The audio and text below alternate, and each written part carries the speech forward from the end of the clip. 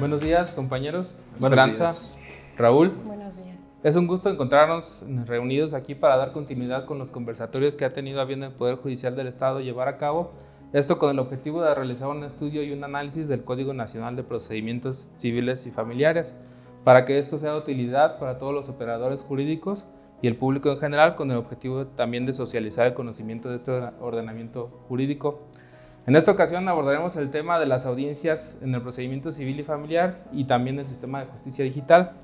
Para ello me gustaría comenzar esta charla. Esperanza, ¿qué te parece si nos haces una breve reseña de los antecedentes de este código y de su entrada en vigor? Claro que sí. Como ustedes ya lo saben, el 7 de junio del 2023 se publicó un decreto en el Diario Oficial de la Federación, mediante el cual se publicó el Código Nacional de Procedimientos Civiles y Familiares. Este código va a entrar en vigor de manera paulatina. Sin embargo, para que comience su aplicación en todo el país, es necesario que el Congreso de la Unión y los congresos locales emitan una declaratoria de incorporación. Esto va a ser a pedimento de los poderes judiciales correspondientes. Esta declaratoria, a su vez, tiene que precisar en qué fecha va a entrar en vigor este ordenamiento.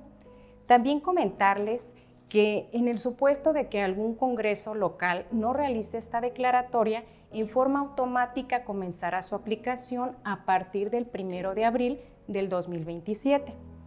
Como consecuencia de la entrada en vigor de este ordenamiento nacional, se van a abrogar todas las leyes procesales que actualmente nos rigen en materia civil, en materia familiar, así como el Código Federal de Procedimientos Civiles. Oye, Esperanza, ¿y qué pasa con los procedimientos que se encuentran en trámite, que ya estaban iniciados al momento de la entrada en vigor de este código?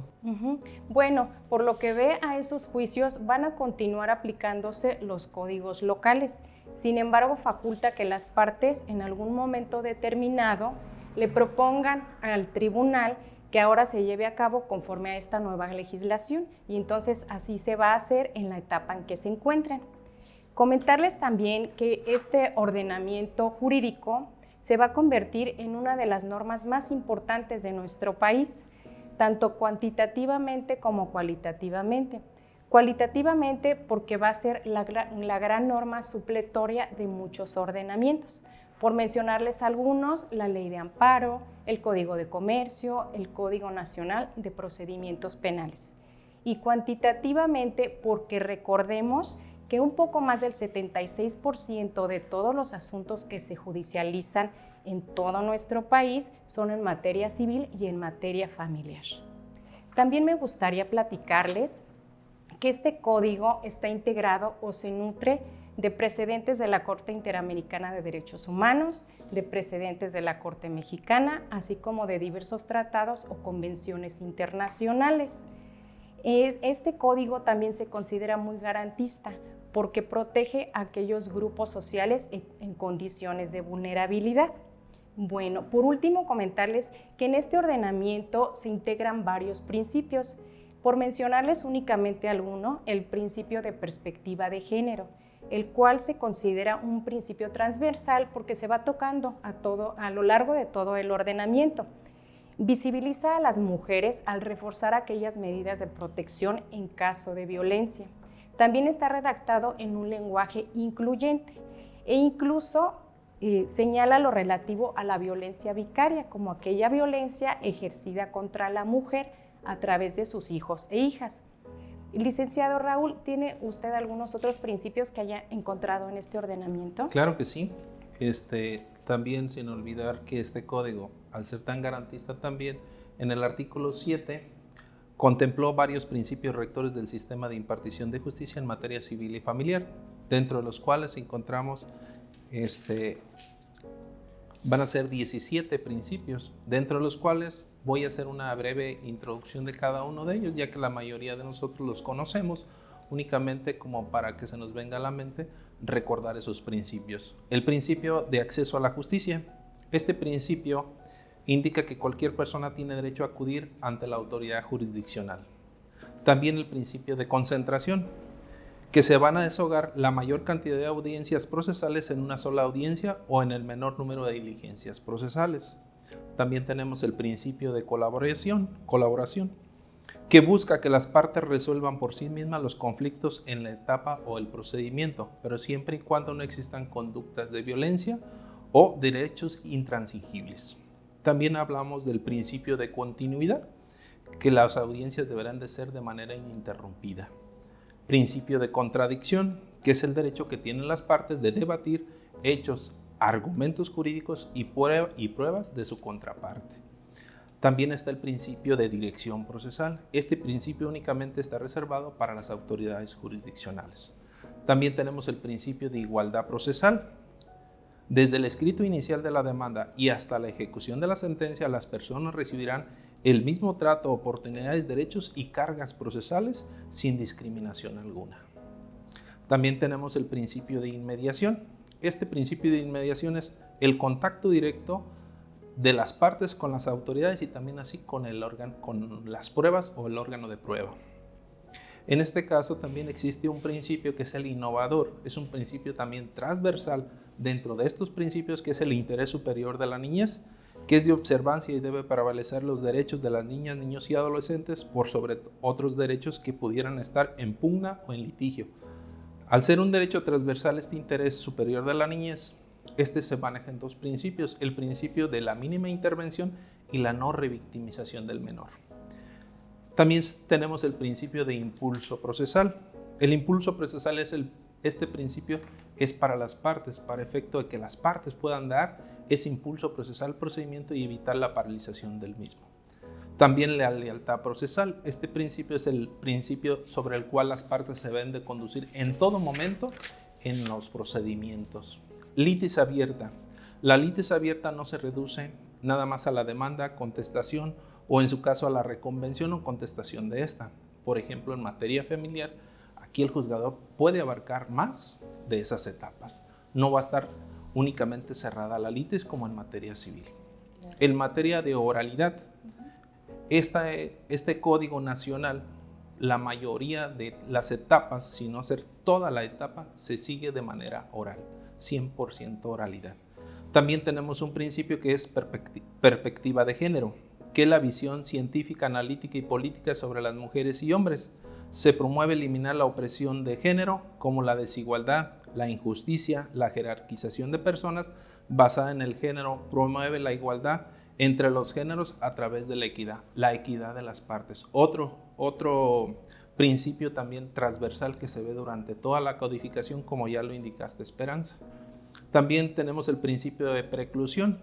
Este principio de preclusión es que durante el juicio en las audiencias se llevan varias etapas, por lo cual las partes lo deberán de hacer en la etapa correspondiente, ya que una vez concluida la misma también tienen por precluir sus derechos. También existe el principio de privacidad, que es el acceso a las audiencias que se reserva a las partes. Más que nada este principio de privacidad es para materia familiar. ¿Por qué? Primeramente porque en las audiencias, cuando se ventilan cuestiones de menores, pues las audiencias pueden ser privadas, o en todo caso cuando se brindan las audiencias videograbadas también es bajo la reserva de las partes de no difusión de las mismas. Y por último tenemos el principio de publicidad, que es que las audiencias van a ser públicas. Este principio lo encontramos más que nada para materia civil. Dentro de esto serían todos los principios que se van a abordar durante las audiencias. Dentro de estas audiencias que siguen, por ejemplo, Alex, ¿nos pudieras indicar respecto a la audiencia preliminar, pero en materia familiar? Sí, muchas gracias, Raúl. En este caso sí me gustaría platicar con ustedes la audiencia preliminar en materia familiar, ya que esta tiene una regulación muy distinta a la que actualmente estamos teniendo en nuestra entidad en Michoacán. Esta audiencia preliminar familiar se desarrolla y se divide en dos fases. La primera es llamada como la junta anticipada, la fase primera, y la fase segunda, que es la de audiencia propiamente. La primera junta anticipada, esta no se efectúa ante el juzgador, sino ante la persona secretaria judicial. Esta audiencia no se debe de videograbar y solamente se deja constancia de la misma en el acta mínima. Esta fase a su vez tiene distintas etapas. La primera de ellas es el intercambio de información entre las partes y también intercambian pruebas. Y posteriormente se lleva una fase de formulación de propuestas de convenio. En este caso, los contendientes pueden establecer precisamente una propuesta con el objetivo de, mediante un acuerdo de voluntades, dar por concluido el juicio. Si no se logra eso, se pasa a la fase para el establecimiento sobre acuerdos de hechos no controvertidos y también sobre acuerdos probatorios, donde las partes pueden excluir alguna prueba que no desean que ya se desahogue, porque ya consideran que el hecho está demostrado y aceptado por ambas partes, o bien incorporar alguna otra prueba que no se haya mencionado desde un inicio. Esta es la fase primera, y la fase segunda de audiencia, esa ya propiamente se efectúa ante el juez. Esta audiencia sí se videograba, pero lo que la ley prevé es que estas dos fases se lleven a cabo el mismo día y de manera continua. La primera etapa de esta audiencia ante el juez, Esperanza, es la denunciación de la litis, donde ya conocemos esta fase, donde las partes precisan sus prestaciones y su contestación de demanda. Posteriormente se lleva una fase de depuración del procedimiento, donde se abordan los presupuestos procesales y las excepciones también que se hubieran hecho valer, salvo las cuestiones de competencia que tienen una tramitación especial. Posteriormente se da la etapa de revisión y aprobación del convenio. En caso de que en la fase previa ante la persona secretaria se haya efectuado un convenio, una propuesta, el juzgador pasará entonces a revisarlo y en su caso lo aprobará. De no existir este convenio previo, pues nuevamente se puede abordar una fase conciliatoria con las partes. En caso de celebrarse un convenio ahí, pues concluiría el juicio en ese momento. Si no se logra, pues ya se avanza a la siguiente etapa, que es sobre la revisión de acuerdos probatorios y sobre hechos no controvertidos, donde igualmente se puede dar un nuevo debate en relación a este tipo de acuerdos que puedan hacer las partes para hacer el procedimiento mucho más sencillo en cuanto a las pruebas que hayan de desahogarse. Posteriormente se inicia la fase de admisión de pruebas y de preparación de las mismas para la audiencia de juicio. Luego se analiza una revisión oficiosa de las medidas provisionales y órdenes de protección que se hayan autorizado ya previamente en el juicio, o bien si se tienen que formular nuevas propuestas o peticiones de este tipo de medidas, se pueden hacer en esta etapa. Luego se aborda la citación para la audiencia de juicio, la cual ya sí se efectuaría posteriormente, dentro de un máximo de 40 días posteriores a la audiencia preliminar. Y ya por último, aquí en esta audiencia preliminar es importante mencionar que cuando se demande la disolución del vínculo matrimonial y en la fase previa en la junta anticipada ante la persona secretaria judicial se haya propuesto un cambio de vía hacia la vía especial de divorcio bilateral, se puede hacer, y en esa fase, en la audiencia ante el juez, se haría el cambio de vía, y siempre y cuando las partes cumplan con los requisitos de este juicio especial de divorcio y celebren el convenio correspondiente, se hace este cambio de vía y se lleva a cabo en esa misma fecha la única audiencia que prevé el procedimiento especial de divorcio bilateral, y ahí concluiría ese tipo de juicios de divorcio. Bien, me parece interesante, Raúl, que ahora en materia civil viene la estructura de la audiencia preliminar muy similar a la que manejamos actualmente en el Código Familiar, pero ya entrando en lo que se tiene que ver con la audiencia de juicio en ambas materias, civil y familiar, me parece que lo regula de una manera muy similar. Las fases de la audiencia de juicio en ambas materias que mencionamos son prácticamente las mismas. Primeramente se abre la audiencia con unos alegatos de apertura. En estos alegatos de apertura, ¿tienes tú alguna impresión de qué es lo que ahí van a exponer las partes? Claro que sí. En esta apertura de alegatos, más que nada, es la teoría del caso. Las partes tienen que hacer una teoría del caso. Esta teoría del caso contempla 3 elementos, que son el elemento fáctico, el elemento probatorio y el elemento jurídico. Estas son las fases o las etapas que debe llevar una teoría del caso de cada una de las partes para exponerlas. Bien, después de esa fase de alegatos de apertura, la audiencia de juicio continúa con el desahogo de las pruebas de manera normal, en el orden que se haya establecido en la audiencia preliminar. Después, en caso de que haya pruebas que no se hayan desahogado, se deberán declarar desiertas, siempre y cuando sea por causas imputables a la parte que lo haya ofrecido. Cuando se concluya con el desahogo de las pruebas, se pasará a una fase de alegatos de cierre.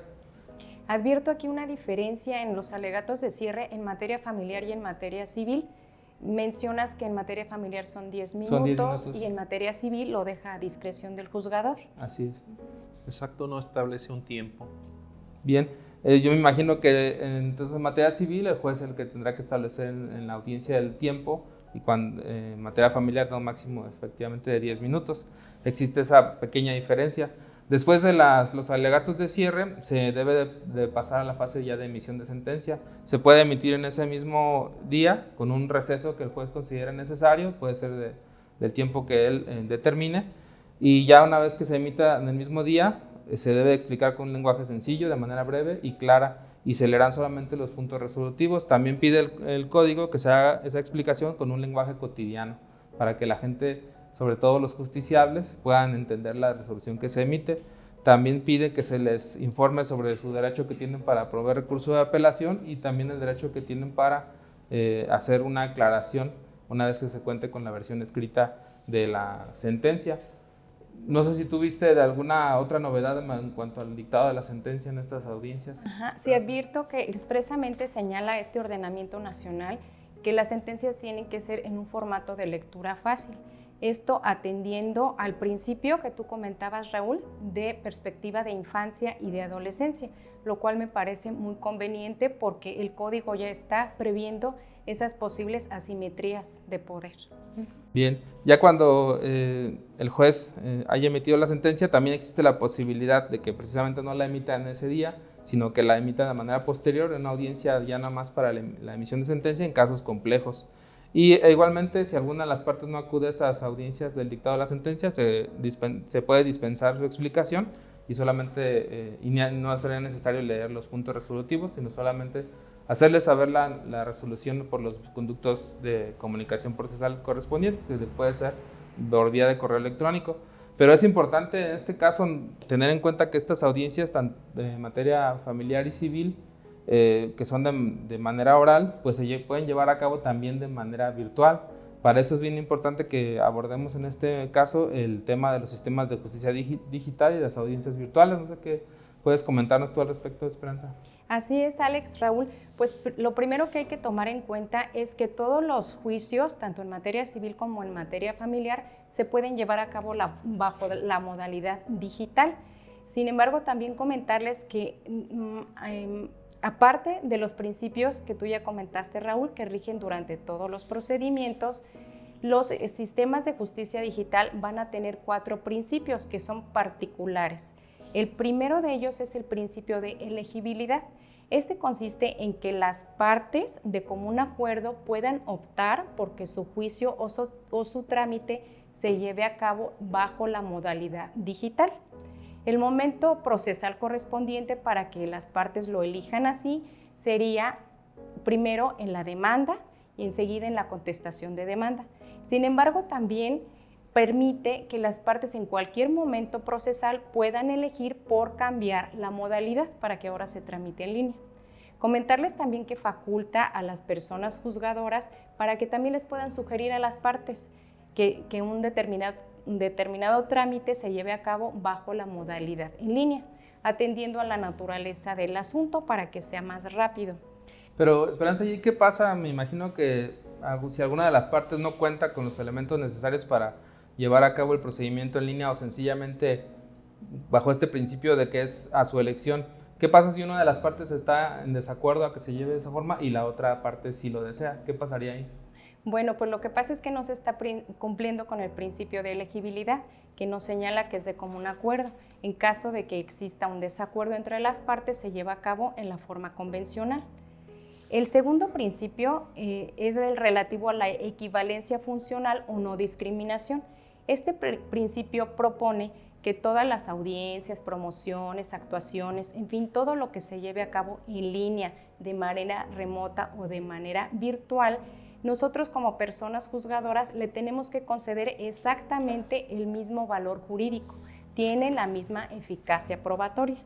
También determina que la firma electrónica avanzada que se va a plasmar en todas estas actuaciones que les he comentado, tiene también la misma equivalencia que una firma autógrafa que plasmamos en un documento impreso. Otro de los principios es el principio de neutralidad tecnológica. En este principio se señala que el código no va a imponer que se lleve a cabo bajo ninguna plataforma, formato, ni nada en particular, sino que va a aceptar las que las partes elijan. También comentarles que el último de los principios es el principio de la seguridad. Este es el que comúnmente conocemos como el de ciberseguridad, pero ahora lo tenemos que aplicar en el sistema de justicia digital. Esperanza, una pregunta allí. En caso de que se ofrezca una prueba testimonial, y uno de los testigos esté fuera de donde se lleva a cabo el juicio, que diga que no puede estar, ¿cómo se brindaría ese auxilio para que él pueda enlazarse? Eso es muy interesante porque no está contemplado en la legislación actual, pero el Código Nacional nos dice que esa persona puede acudir y solicitar a cualquier autoridad, ya sea local o federal, que le preste los medios para que esta persona en donde se encuentre pueda llevar a cabo el desahogo de alguna diligencia o de alguna audiencia. Sin embargo, también señala que ese pedimento lo tiene que hacer de manera oportuna para que el tribunal correspondiente pueda contestarle y a la vez adaptarle un lugar para que ahí pueda realizar la audiencia. La preparación de la prueba. Exactamente. Creo que ahí le impone un reto muy importante esta legislación a todos los poderes judiciales, en el sentido de que precisamente al tener esa posibilidad en cualquier momento de pedir el auxilio que mencionas, pues que tengan que tener plataformas que sean compatibles y que puedan conectarse de una manera común y evitar precisamente problemas de esa compatibilidad que pueden surgir por las tecnologías que se utilizan. Exactamente. Bueno, comentarles también que pues para poder desahogar todas estas pruebas, diligencias o audiencias, pues existe la necesidad de tener acceso a una computadora o a un dispositivo electrónico similar que tenga la capacidad para realizar pues videoconferencias, que tenga cámara web y que tenga un micrófono. Tiene que también contar con una conexión a internet con al menos de una velocidad de 1.5 megabytes por segundo. También comentarles que las audiencias, como ustedes ya lo mencionaron, tanto las audiencias civiles que tú comentaste, Raúl, como las familiares, Alex, definitivamente también se van a poder desahogar bajo esta modalidad. Van a tener que regirse por todos los principios que ya comentaste, Raúl, que son rectores del procedimiento, pero con algunas particularidades, porque además de que se señala fecha para la audiencia y la hora y se hace saber a las partes, en este tipo de audiencias se va a compartir el enlace para que en su momento pues, las partes puedan conectarse a la plataforma correspondiente. También se va a cumplir con el principio de dirección procesal que tú comentaste, Raúl, porque pues, la persona juzgadora tiene que estar siempre al frente de la audiencia.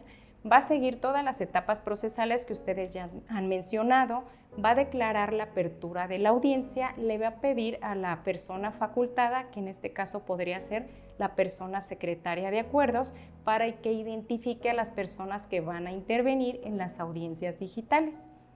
Así como también cuando exista la necesidad de que algunos participantes o intervinientes en la audiencia estén separados, va a solicitar el apoyo técnico correspondiente para mandarnos a una sala virtual. En cuanto a que sea el momento de su participación, pues ya los van a integrar nuevamente a la audiencia. Comentarles también que como ahora lo venimos haciendo cuando alguna de las partes desee participar, incluso de esta manera virtual, lo va a solicitar así a la persona juzgadora, ya sea alzando la mano, pidiendo la voz verbalmente, o bien podemos auxiliarnos de todas estas herramientas tecnológicas que vienen en las plataformas, que son con una manita. Entonces la persona juzgadora pues se va a dar cuenta que esa parte o esa persona desea intervenir. Comentarles también pues, que le corresponde a la autoridad jurisdiccional mantener el buen orden y que se desahogue la audiencia con el debido respeto, porque incluso propone también algunas medidas disciplinarias, como son la amonestación, dar vista a la representación social, declarar la deserción de alguna prueba o incluso, en casos extremos, expulsarlo de la sala virtual. Bien, en este caso me parece, Esperanza, que es muy interesante lo que vienes mencionando.